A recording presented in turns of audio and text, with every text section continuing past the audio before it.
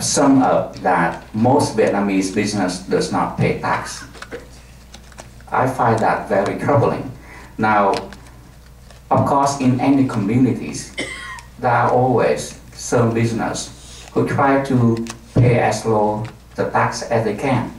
But to say that most Vietnamese does not pay tax, I do not buy that at all. And I hope you would allow us to, take a look at that and convince you otherwise. When people here express their view that there are three members of this council who are Vietnamese, I think they just try to express the view that, perhaps you could also represent us. It doesn't reflect at all that, that we should not, or we do not represent other communities. We from time to time had said that over and over again, that we are here to represent every single resident of the city, the majorities as well as the minority.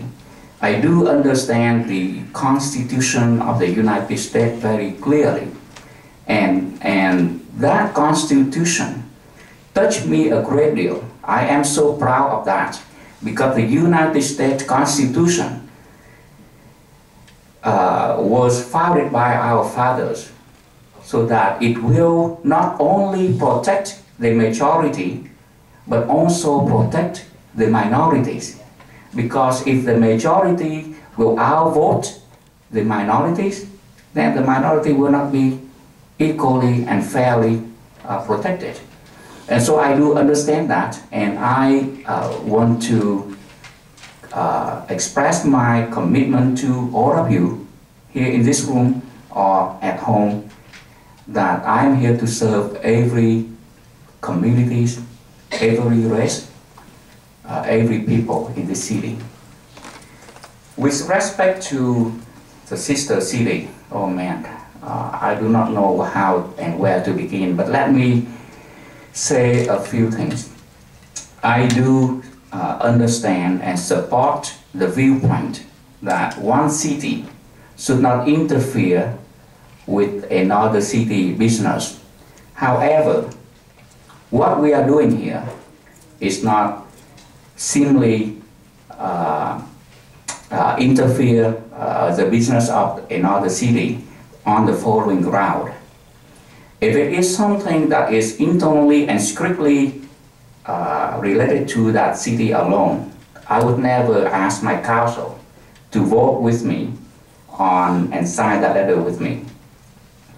This action by the city of Riverside does cause many pain and does affect the resident of Garden Grove, and that's why I felt that as a representative for many of them here in Garden Grove that are affected by the action of Riverside City, we do need to represent our resident and raise a concern. That's all we ask. We cannot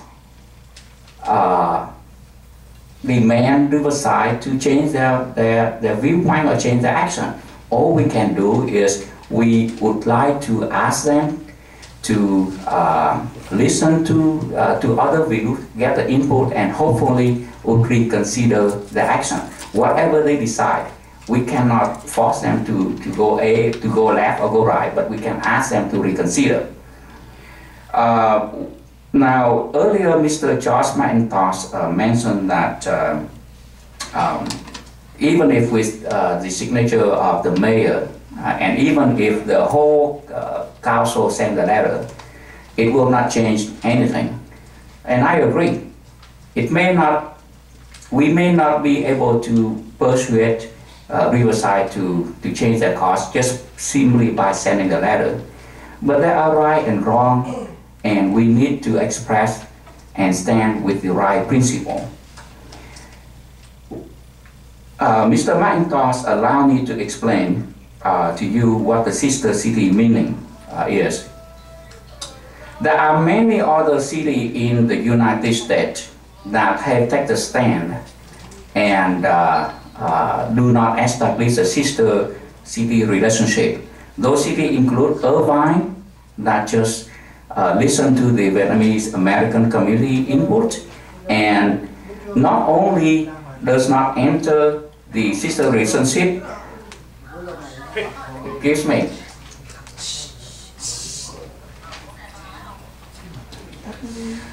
with Irvine, not only Irvine do not enter such a relationship with a city in Vietnam, but they go further than that. They did not sign that sister relationship with a city in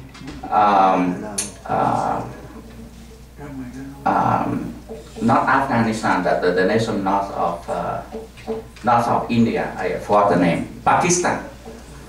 So you see here, there is a universal principle that we do not establish a sister relationship with any city that does not respect human rights, that violate freedom, and embark on human trafficking. Here in the United States, Irvine has set their example. Louisville, another major city in Kentucky, also did not agree to establish sister relationship with Phòng. And Houston in Texas in 2010 also do not agree to establish sister relationship with another city in Vietnam. And so you have seen my action in and my view on this issue, but let me make clear, I have two hats to wear. One hat as a human rights activist, and that I stand with you. I do not need to explain into my thinking. The other hat that I'm wearing here tonight is the hat of a city councilman representing all residents of Garden Grove. And I want to make clear that I do not mix the two together. The reason that I urge my council to send that letter is only because I have heard and I have seen it affecting the quality of life of the resident of Garden Grove, and that's why I felt that it is my duty to express their view. Many of you here are U.S. veterans. Charles Mitchell, you are a veteran. You have heard about post-war symptoms. American soldiers, when they went to war in Iraq, in Afghanistan, returning back from home, 10 years later, even 20 years later, they are still affected by the pain and by the psychology wound that inflicted upon them. The same thing are true with the Vietnamese veterans. They suffer a lot of pain. After 1975, would you imagine the family? They are sent to prison for 10, 15, or even 20 years. The family is shattered. To a few, even their daughter are forced to become a sex slave, to become prostitute. While in prison, they are subject to brutal integration.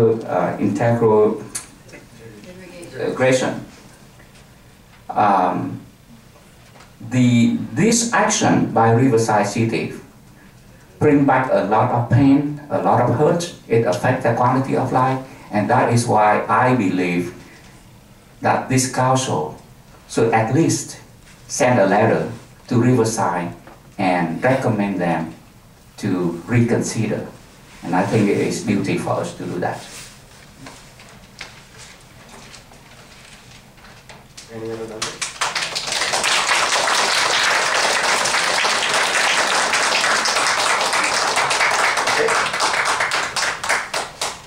No written communications, and we will recess, quote unquote recess, for the successor agency. So we're going to just switch gears here and move into the successor agency. So, Chairman Jones. Thank you. We'll call the February 24th meeting of the successor agency to order. Madam Clerk, would you like to call roll? Excuse me. Member Bui, Here. Member Nguyen, Yes. Member Fawn, Here. Vice Chair Beard, Chair Jones. Here. We already did oral communications simultaneously with City Council, so we'll move on to consent items. Do I have a motion for the balance? I make a motion. Second. Call the vote. Motion received, 5 yes votes. We have no public hearings, no items for consideration, any agency-related matters from members. Seeing none, we will adjourn directly to the sanitary district. Madam Clerk, please call roll. On my page. Member Bui, Here. Member Jones, Here. Member Nguyen, Yes. Vice President Beard, President Fawn. Here, we've done oral communications. Let's move to consent items. Move it. Second. Call for vote, please. Motion received, 5 yes votes. No public hearings, no items for consideration. Any matters from the board? None here. Seeing none, we'll adjourn and reconvene here on Tuesday, March 24th. Back to council. Thank you. Let's reconvene our council meeting. The consent items. Items 4A through 4G, with 4B being withdrawn, will be acted on simultaneously with one motion unless separate discussion and/or action is requested by a Southern Council. I'll move the balance. Second. Please vote. Motion received, 5 yes votes. We have no public hearings tonight. And do we have any commission committee matters? Mr. Roeder? Not this evening, although a well-placed rumor. I believe that we have an individual that we will be able to bring before your next meeting for the Main Street. Oh yes, I got that. Thank you. All right. 7 items for consideration. 7A is an award of contract to Carl Warren and Company for third-party liability claims administrative administration services, and Ann Eifert is here to give a report. Good evening, Mayor Nguyen and members of the City Council.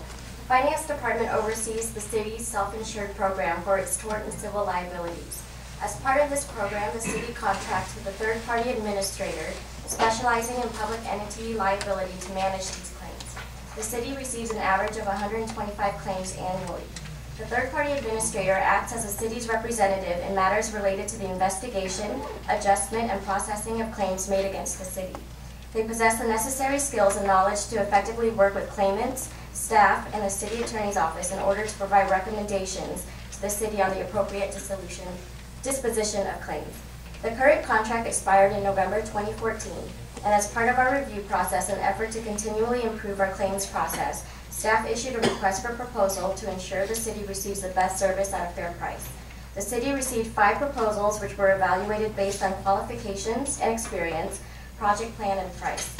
Based on the evaluation results, Carl Warren and Company is rated as the highest scoring firm for the city's claims administration services. The proposed contract term is 3 years with options to renew the contract for 2 additional 1-year terms. The cost for these services is $108,000 annually, or $324,000 for the 3-year term, and is funded through the city's risk management fund. It is recommended that the City Council award a contract to Carl Warren and Company to provide third-party liability claims administration services in the amount not to exceed $324,000 for the 3-year term of the contract, with an option to extend the agreement for 2 additional 1-year terms for a performance period of 5 years, and to authorize the interim city manager to execute the professional services agreement on behalf of the city, and to authorize the interim city manager to execute amendments to the agreement for any options to extend. This concludes my presentation, and staff is available to answer any questions you may have. Thank you. Are there any questions? I have a comment, just a comment. We've had this vendor for the last 5 years.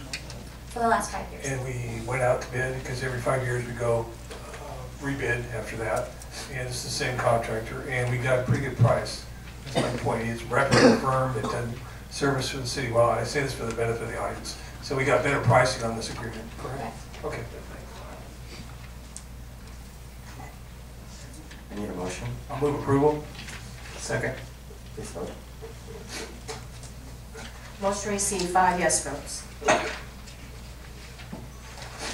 Item 7B is adoption of an ordinance amending Chapter 5.28 of the Municipal Code pertaining to fireworks stand reports, and Eifert is here to present it. Thank you.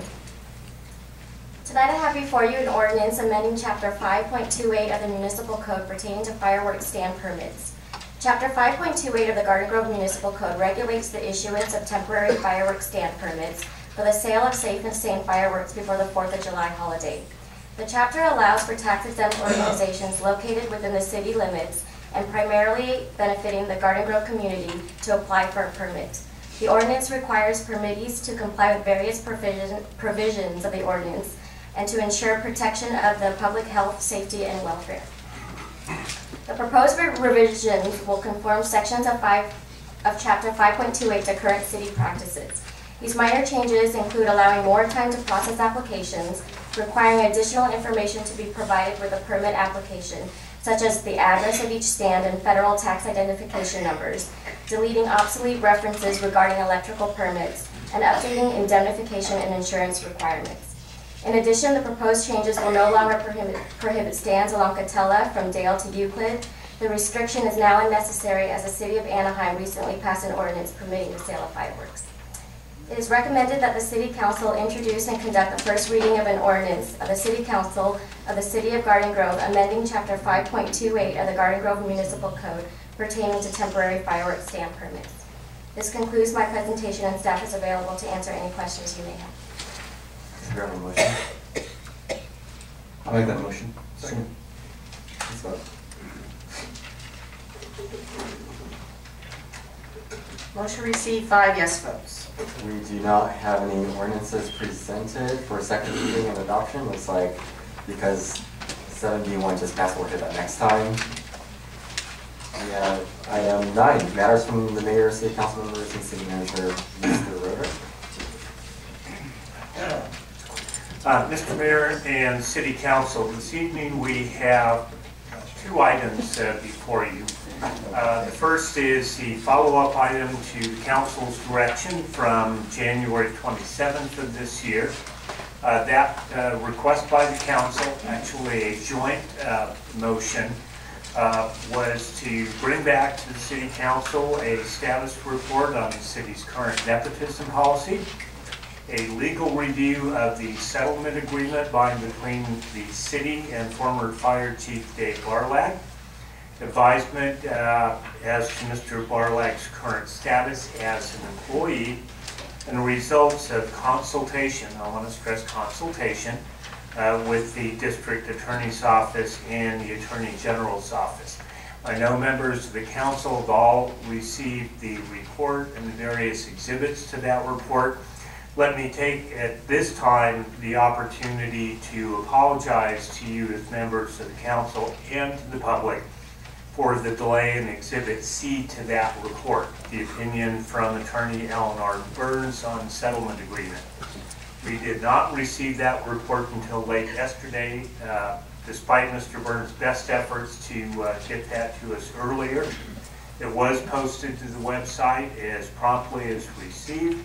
Mr. Burns has conflict with another public agency's meeting this evening, so he is not available for our meeting tonight, but I have indicated to him that if any of you have any specific questions, I will make sure that those are communicated to him and that he addresses those promptly back to the council and for the public. I also want to make one minor correction for the record about an error on page 1 of the staff report in terms of the adoption of the current nepotism policy. The report states a date of September 9th, 2012. That, in fact, should be the date of adoption, should have indicated September 9th, 2014. Small typo, but important in the context of the time of the sequence of actions. I am happy at Council's desire to either provide you a summary of each element of the report or simply be available to answer questions of the Council as you so choose. Any questions regarding this report? No action needs to be taken on this item. Mr. Mayor, if I can take advantage, if there are no questions, and because it is an element of this report, and there have been questions raised as to Mr. Barlag's status as public safety officer and what he will be doing. One of the assignments I have given him, that's my responsibility as the supervisor, is to work on the kinds of issues in a coordinating fashion that we heard just this evening relative to public safety in front of Garden Grove High School.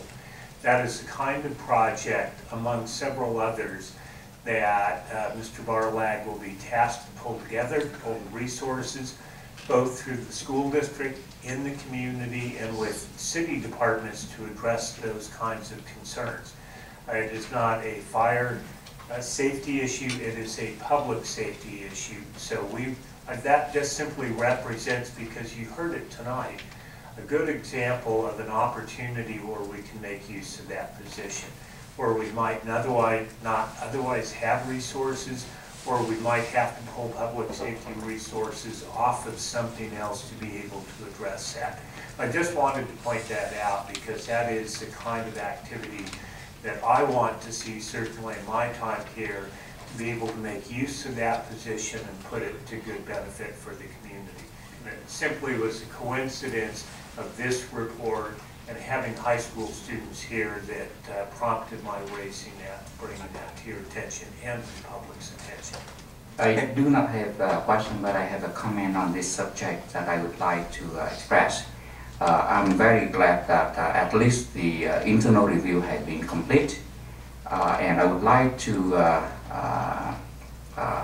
ask the city manager office to make sure that anyone from the public and the press would have access to all of this information. And I also would like us to clarify one of the perceptions that Mr. Barlag have resigned.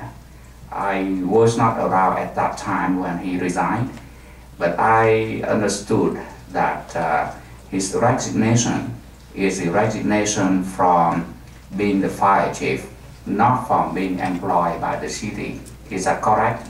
He resigned from that post. That is my understanding. To be reassigned to a different position, but not to quit the employment with the city. Is that correct? That is my understanding. I will defer to Mr. Nixon if there's any correction of that understanding.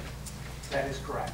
And if that is the case, because members of the public still do not, I believe that some still may not have understood that clearly and may interpret that as he resigned from the city employment. And so could you please clarify that and make that known?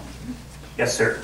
And to simply amplify again, all of the materials, and we insisted that this be the case, all of the materials that were prepared for this report are available to the public, up to and including the legal opinion from Mr. Burns, and we specifically asked that it be written so it could be available for the public. Thank you. So I want to share some comments on the report. I've taken a look at it. I've read the attorney, Mr. Burns' report. And basically, it is a legal analysis with a very limited scope. It's not an investigation. And I want to ask that all those who are contacted by the district attorney's office to please cooperate with the district attorney's investigation. The investigation is ongoing. Folks in the community deserve to know full transparency of what has occurred and why this settlement has come into place. So what Mr. Burns has done is he's considered two specific questions in his legal analysis. And I would have to say that the facts are very limited too. It's probably based on not interviewing a lot of parties involved in this particular case that the district attorney is investigating. So there are two particular legal analysis, and those 2 points is one, and please view for yourself online, the settlement of the potential litigation sufficient for consideration, so is there a legal consideration, and B, is the agreement supported by consideration of Barlag's providing special services as the city's public safety administration officer. So, and it also talks a little bit about the Brown Act, and it has a 3-point conclusion. So it does cite a lot of legal cases to justify his analysis. It's kind of academic, actually. So it took me a while. I had to read it a couple of times, some parts 3 times or more, to be honest. But I did read it, and let's be patient with the district attorney's office as we continue to wait and see what we hear back from the district attorney. Any other comments from members? Okay. Well, Mr. Mayor, Sure. may I ask, City Manager, just summarize what is the summary of our outside counsel relationship to, what was his findings, what was his summary? Just summarize that. Ostensibly, the summary by Mr. Burns and his analysis, and the mayor's correct, it is academic, but that is his responsibility as legal counsel is to provide you the case law and bring you forward on that. But the basic conclusions of that report was that the settlement agreement itself is a legal valid document, that the agreement with Mr. Barlag is a legal document in terms of the settlement that the city has entered into him with in terms of compensating him for the work to be provided under that agreement. It also goes on